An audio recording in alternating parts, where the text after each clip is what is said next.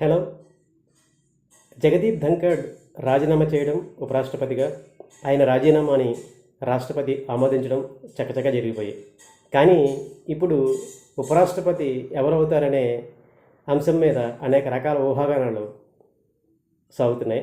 ముఖ్యంగా మన తెలుగు రాష్ట్రాల్లో చంద్రబాబు నాయుడు ముఖ్యమంత్రిగా రిజైన్ చేసి నారా లోకేష్ ముఖ్యమంత్రి అవుతారని, తర్వాత ఉపరాష్ట్రపతిగా చంద్రబాబు నాయుడు అవుతారని ఊహాగానాలు కొనసాగుతున్నాయి. అలాగే చిరంజీవి కూడా ఉపరాష్ట్రపతి అవుతారని ఒక ఊహాగానం నడుస్తుంది.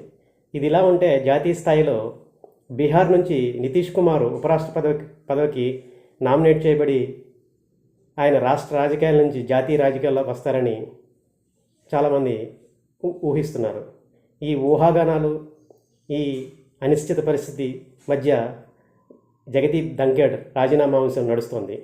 అసలు ఆయన ఎందుకు రాజీనామా చేశారనేది ఇప్పటికీ ఒక మిస్టరీగానే ఉంది.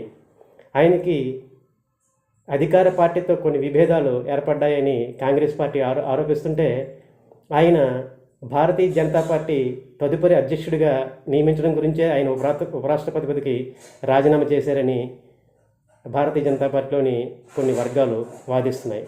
అయితే మనం చూడాలి ఆయన తదుపరి రాజకీయ